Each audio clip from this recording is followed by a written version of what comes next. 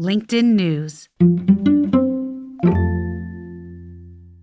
Hi, everyone. It's Grace. And Emily. And today we have a very special guest. Hi.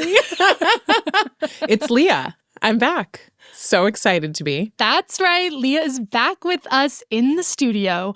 And we are so excited to catch up and hear how the past few months have been. Yes. Because a lot has happened in your life since the three of us were all together here. All the things. And I know our listeners want to hear about it too. So we'll be right back after this short break. We're back. Yeah, we're back. And we're at the table together. I know. It's been so long. How does it feel compared to the last time that the three of us were at this table? What were we doing? Well, we were doing the goodbye video. We were Oh doing my the goodbye. God. Yeah. Honestly, it's like a whirlwind. So, Leah, Yes. how have you been? That's a big question. I know. How have I been? I've been really tired. I've been like so excited and so energized. I've been a little nostalgic, which is funny. Millie's 4.5 months old. So just thinking about like the first, like, I don't know, just even weeks when she was born. And you're just, I mean, for me, it was like, oh my God, what has happened? Like literally the biggest BC to AD someone can have, you know? It feels like, so far for me at least, so far it feels like it's having a baby.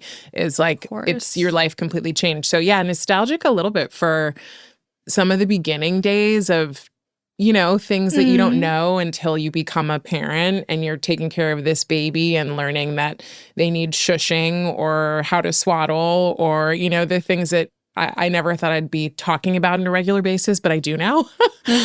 So yeah, nostalgic, but also like excited to be back, of course. Excited to be back with you guys. And it sort of feels like there was a puzzle and all the pieces flew up in the air and a few got added. And now I'm wondering how they're all going to fall back into place. And I know it's going to look different. And I'm like excited and I feel very like light and open about that. Yeah. Yeah. I don't know if you know this, but the day that you went into labor, your husband, Tim, texted Emily and me. Or maybe, or I was going to say he slacked us. He couldn't have slacked us.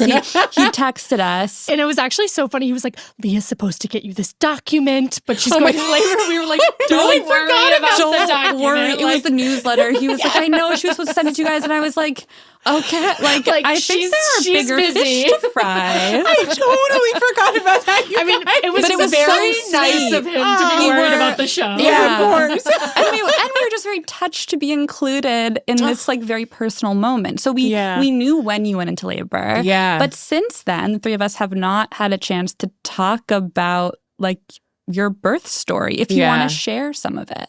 Yeah. Hilarious. I completely I mean, of course I forgot about that, but I forgot about that. But I definitely was like, text Emily and Grace because I knew I was like, of course, as I'm trying to get this thing done at some point in the next like few weeks, because she was born a few weeks early, she shows up. So I totally forgot about that. And of course I would include you all. The funny thing is, I mean, if for people listening who've never had their own podcast or worked with producers, is like, it is so personal. Like, you know so much about me and we get to know each other so well that it does. Our prep meetings are talking about how we feel about topics. Right. You just end up becoming personal, even if you're like, I'm going to be professional. Exactly. Yeah. It's like by the nature of the work that we're doing on the show, it's going to be personal. So of course. And what was your question? This is also, this is one of the biggest surprises is how much I forget things and how much I stumble over words these days. That's Keep fair. going. Yeah. No, the question was, tell us the birth story. Tell us your birth story. Okay. So Millie was born at 2:46 in the morning, so I'm really going to tell you about the day before she was born. Right. One of the things I wanted to do before I had Millie was I wanted to find positive birth stories. I was feeling like our show is a lot about transformation and change and transition. And that means that oftentimes people are coming to the show or we're coming to our guests from a place of, I'm struggling with something and I want it to be better. I was finding that I was getting a lot of like the struggle stories, which are totally fair, valid, and like, wow, I've been opened up to a whole new world of what parents, but especially birthing parents, experience.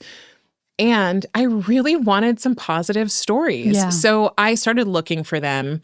And I also, from a birth story perspective, beforehand, you guys know, like, I love to know things. Like, in fact, my therapist is like, you have a problem not knowing things. And I was like, you're very right. That is a soft spot.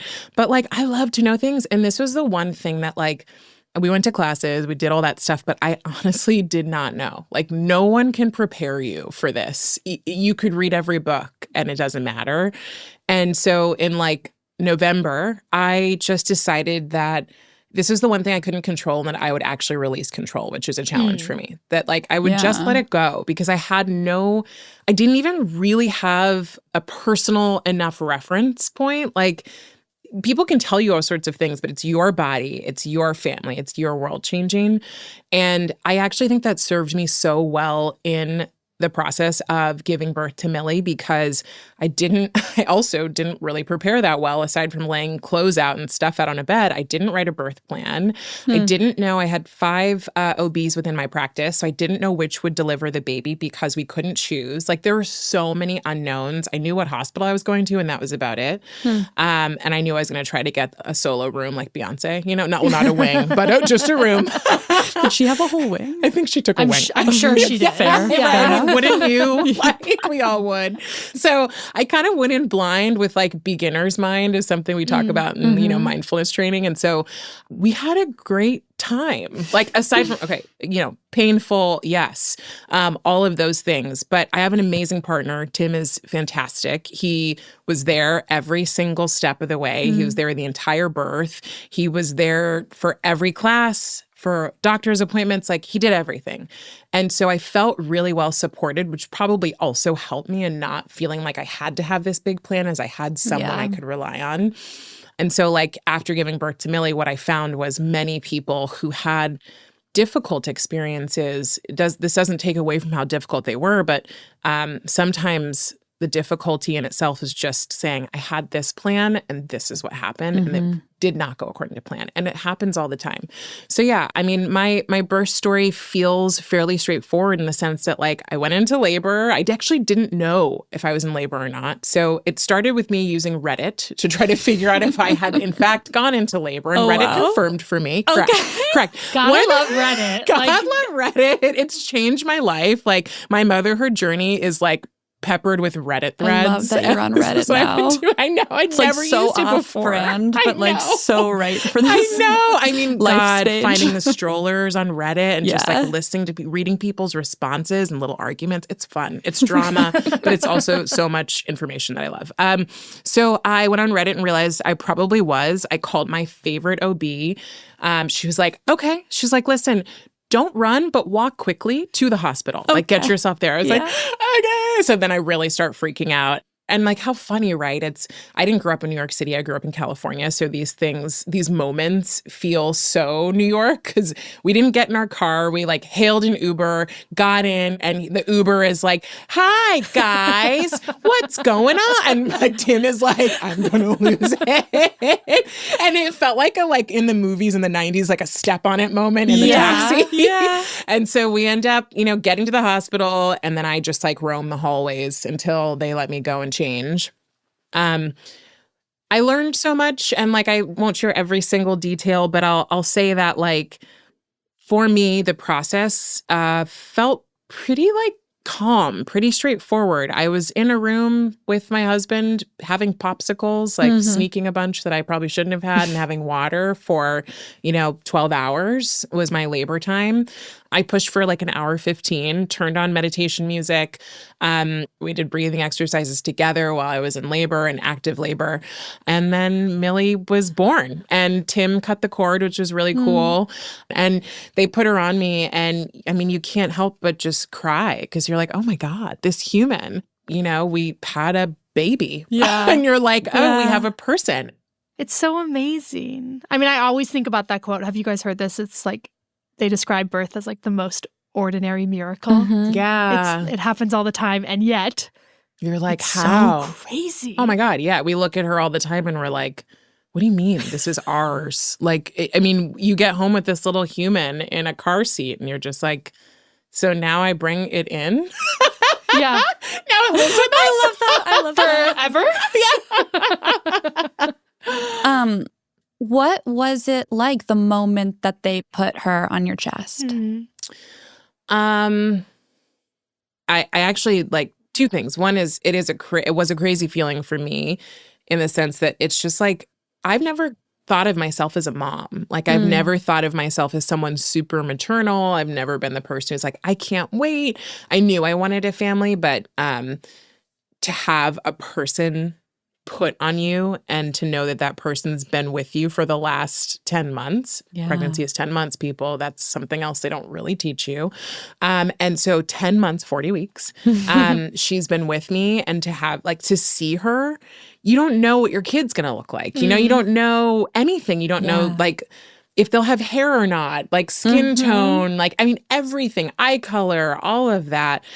It's all a surprise. So it was such a crazy feeling. You can't not bawl your eyes out. And I will also say, just I think in service of moms, that everyone feels different in that moment. And not everybody immediately gets to hold their baby, right? But one of the things that one of the doctors I worked with pre-delivery said to me was, it's all a process. She's like, so if your baby's born and you don't feel like your heart just grew 10 times and this immediate crazy sense of love and all of these things, just know that it's a process. It takes time. And it actually, it sounds so logical now as I describe it, but like you are birthing a new human who is going to, it's their life, just like for all of us. It definitely puts a different spin for me and perspective on the fact that like my mom had a human that was going to live her own life no matter what. And like her job, and I said to Tim in the first week Millie was born, I was like, literally our job is just to guide her and make sure she becomes the best person she can become. And like, how hard is that? I'm sure it only gets harder. Right now, she's just like looking at us like, you guys look funny. Like, this is like, my vision just got really good and you people are funny looking, you know, like, and she's just silly, but like, yes, that will get harder. And so she's a person. And so like, we've had to get to know her, and her personality is just starting to show up. So like, I felt permission to go, all right, yeah, I'm going to cry my eyes out, but also I'm tired. And also, wait, I don't get to sleep all the time. I wake up every 2 hours and feed this human. Like, yeah, it's kind of an alien, crazy situation that people don't really prepare you for. We'll be right back with more from Leah after the break.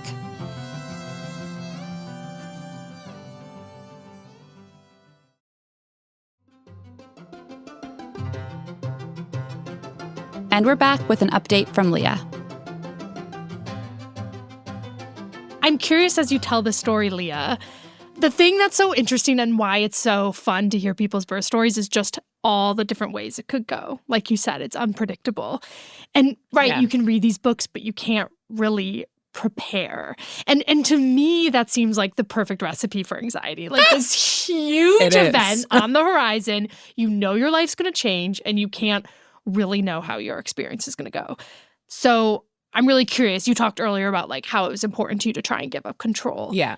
How do you feel like you went about trying to do that? And I'm really curious if all the work you've put into learning mental health tools and thinking about this, like how that supported you in your journey. Yeah, I guess the first thing I'll say is like, during my pregnancy, I was diagnosed with perinatal anxiety, which I'd literally never heard of. A friend of mine experienced perinatal depression and told me about it. And I was like, I don't know what that is. Nobody talks about that. Postpartum, we hear about much more. But even still, that feels like a kind of like unexplored concept if you're not looking for it specifically. So that was the first step for me in recognizing that like, okay, my hormonal imbalance and the things going on in my life were tipping so far, I needed to actually like work with someone. And luckily my OB practice had someone that they recommended. And she's a maternal psychiatrist. So she's like, I only work with moms. I only work with women who are postpartum or pre-delivery.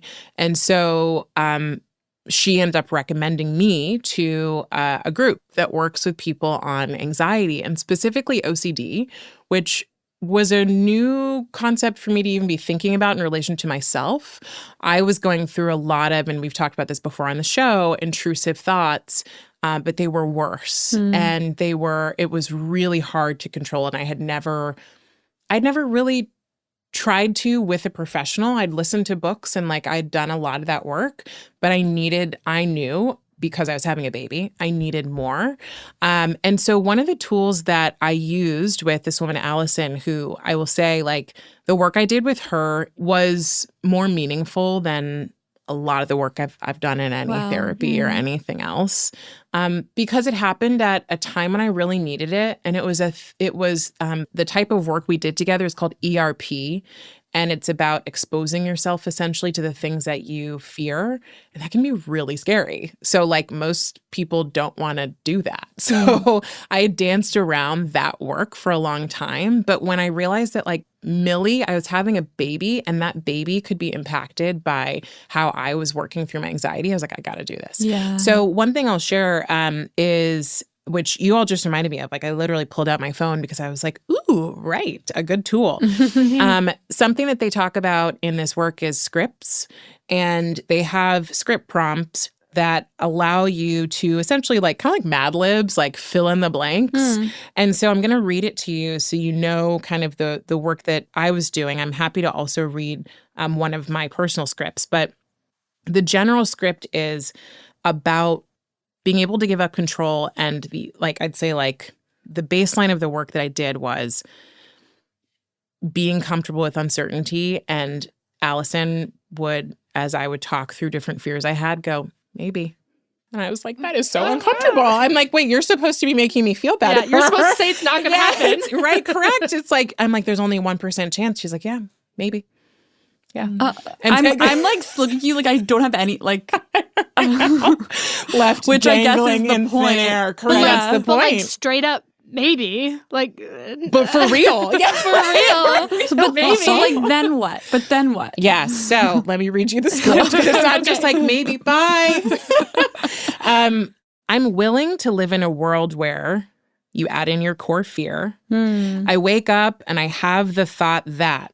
So, let's just say for me, it's like I wake up and I have the thought that like, what if I'm the one that does something harmful to my baby? Which is, I know, tough to hear, but it's real. And God, the amount of mothers who have told me they've felt this so now. Common. Right. So common. So this script goes, I'm willing to live in a world where I could be dangerous, for example, right? Set the scene. So I wake up and I have the thought that I could be the person that causes Millie harm. I have the urge to worry about it. You add in your assurance, your avoidance, or your mental review. So for me, I do a lot of ruminating. Oh my God, what if? Worrying about it. I have the urge to go worry about this thing that I'm afraid of doing. And I'm almost thinking if I worry, I'll worry it into not happening. It's like the more I think about it, the less it'll be likely to happen, the more I'll scare myself and like almost make myself so small that I couldn't do anything at all, which is what happens a lot with intrusive thoughts and with anxiety. However, I am in treatment, so I do not give in to these compulsions. I resist the urge. And then let's imagine that all hell breaks loose, that I am dangerous. I'm willing to take this risk because I wanted to create a family with someone that I loved, and because I wanted to meet a human that was the combination of me and my husband and build something that we couldn't have built on our own. So I'm willing to live in a world where I could be dangerous and I'll move on. And that's the script, is you're just like, I'm willing to live. So my actual script was, it's possible that I am going to have bad thoughts about me or Millie. It's possible that the thoughts are true. It might feel urgent to figure out whether or not she's safe with me. I might be dangerous. Despite that, I'm willing to do all the things related to motherhood. I'll hold her, I'll cuddle her, I'll feed her, I'll do tummy time, I'll change her diaper, because this behavior is aligned with my values and I want to be able to enjoy this precious time with my family. So like when you write that and you read that, I go, well, it's one of the big things that happens when you have intrusive thoughts is you go, I'm a bad person. Yeah. There's something wrong with me. And the script also helps you recognize that like, you're not your thoughts, you're your behaviors. You are the sum of all the things that you do, and your brain is a place to play with stuff, and it gets messy up there. And the things you do are very different than what's going on in your head. So the process of releasing control is you have to accept all possible outcomes and learn to live in a world like that really hits for me. And I do think that's possible. Like when you get over like squealing about it not happening once you get over it, like and you accept it. Yeah. Well, you realize that all you're doing in anxiety is you're spinning up stories about the future, like what could happen, right? But the whole point of life, like not to get too deep, guys, but like why not? The whole point of life is like be here now. And if you can be present, then you can't be worried about the future thing that you're freaking out about what if you're dangerous, what if it's literally just like, I don't think about the entire script anymore. I just think about just the phrase, I'm willing to live in a world where, and like filling that in, or just like, I'm willing to live in a world. Like, I don't know why even that's like soothing to me. I'm like, oh yeah, I guess part of the challenge with anxiety is like, I'm worried about the world. Right. You know, we live the in a crazy world. Yeah. That you can't control. Yeah. And like, what if I'm part of the problem is one of the, and there are many, you know, intrusive thoughts people have, but it's like, I'm willing to live in a world. And then anyway, and I named her Carla, my intrusive thoughts are named Carla. Thanks, Carla. I no offense to anyone who knows someone named Carla or loves someone named Carla or who is Carla. It popped into my head. I actually had a friend named Carla in middle school, so it's no offense. But I just named her Carla. And like, there's something about putting the thing outside of you. Like, I think we've talked about this maybe before, but one of my favorite books is called The Untethered Soul. And the author, Michael Singer, describes this as your inner roommate. And he says, if all the thoughts you had that were so negative and so like detrimental to you as a person were actually personified as a human that was sitting next to you on the couch at night while you're watching TV, saying everything that voice in your head says, would you ever want to have anything to do with that person? No, you go, they're insane. Right. You'd be like, Carla is such a drag. Yeah, Carla's the worst. Who would ever hang out with her? Yes. So I'm just like, all right, Carla, nice. What else you got? You know, like I've just gotten into the like, and okay, it's not about like killing her either, because like you can't. I've heard anxiety described, not intrusive thoughts specifically, but general anxiety described as like a bird on your shoulder. Like you just have to like learn to live with like the little feet. Yeah. Oh, and it's okay. Nice. Like the bird is not going to go away. Yeah. But like you can live with it. And that's what they say in the beginning of this process. And honestly, what I think a lot of people who do anxiety work say is it's not about being completely void of any anxiety. Right. Anxiety is healthy and we all have some level of it at the like point where it's clinical, you know. Of course, the idea is to not have such strong reactions. I mean, I was having like panic attacks going into the subway. Yeah, that's too much. Too much, right? You don't tolerate Body that. has gone, into overdrive. But it's actually just to turn down the volume. Like, it will be there. The intrusive thoughts, like, one of the biggest things people say about intrusive thoughts is like, they're not going away. Yeah. Like, so if your goal of working through them is to get rid of them, you're in trouble. That's even a world to live in, I know. Right? I'm willing to live in a world.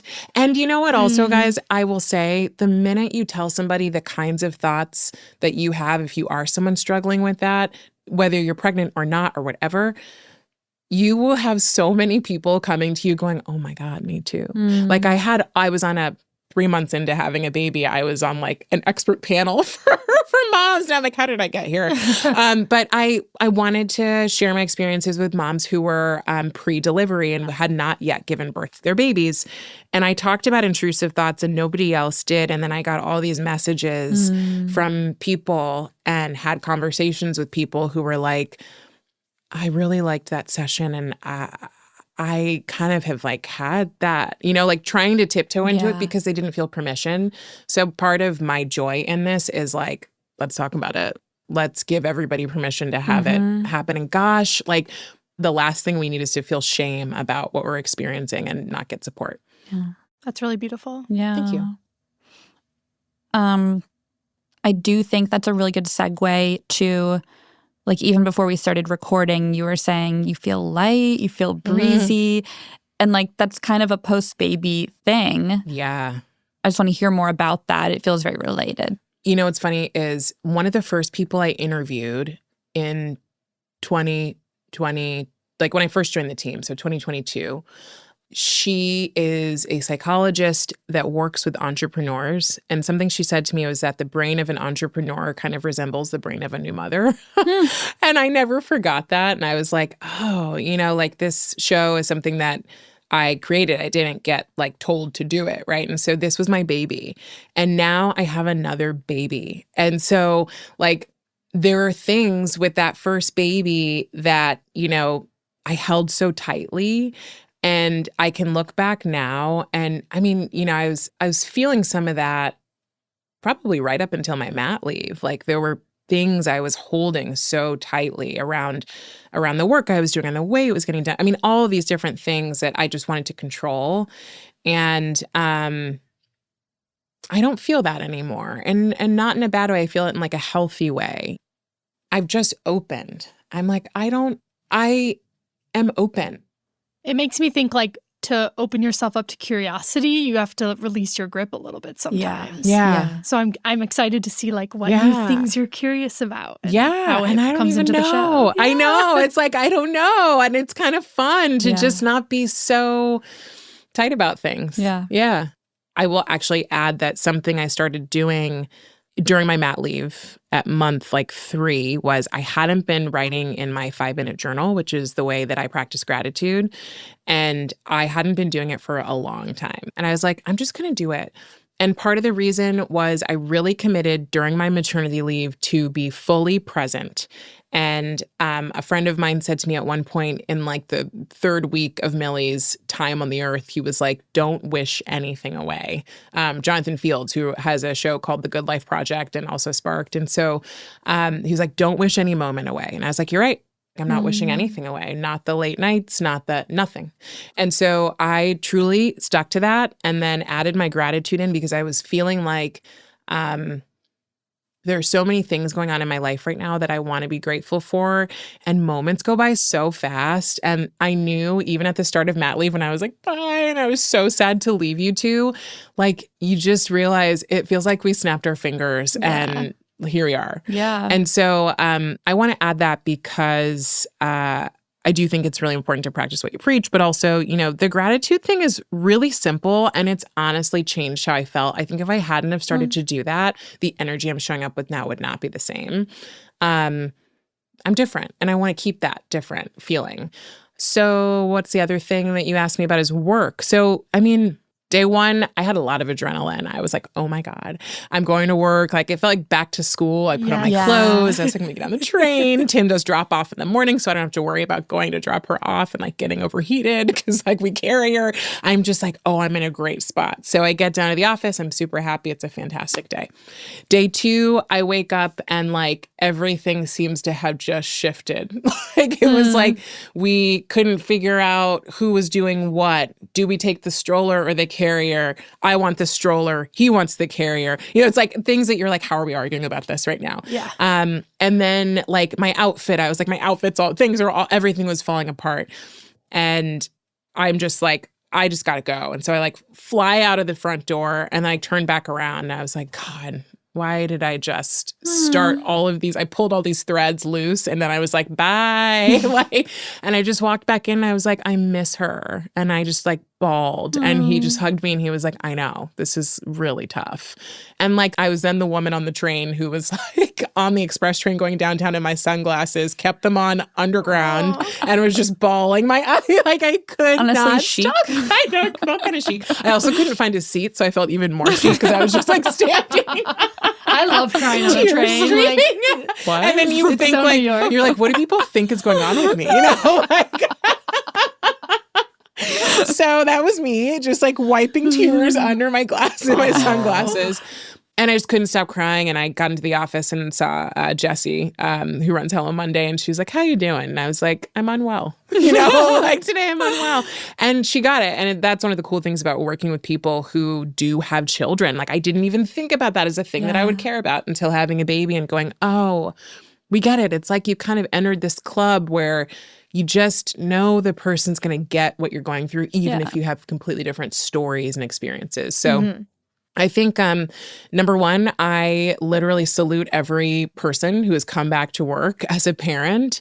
A friend of mine said to me, it feels like you sit down and your brain's split in half. And I was like, yeah, you feel a little broken brained. Like a lot of our calls or like our conversations so far, like I'm surprised I'm actually talking like this right now because I haven't been able to put together like a sentence because my mind's been so focused on a baby and caring for this thing. And this is a different side of me. And so like that side's been off for so long, which I'm so happy. And it's so crazy to be in a meeting like I am now, you know, every day going, how do I say this thing I'm trying to say in some like smart way that sounds corporate and worky, even though my brain hasn't used half of these words in like 6 months. You started talking like a human again. Circle back. I'm like, I know, but Millie and I were not talking about circle back. Yeah. The low-hanging fruit. Right. Low-hanging fruit has literally been her little toy that's in the tent for the last like 5 months that she's batting at. Well, okay, so now that you are back, that means that Grace and I, it's time for us to step back behind the curtain. Never to be heard from again.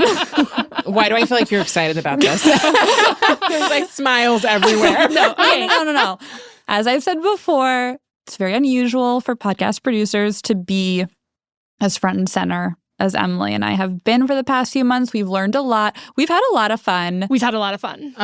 And I'm not sad to go back to the control room. Your job is really hard, Leah. Thank you. And I love my job as a producer. Like this experience has reaffirmed that for me.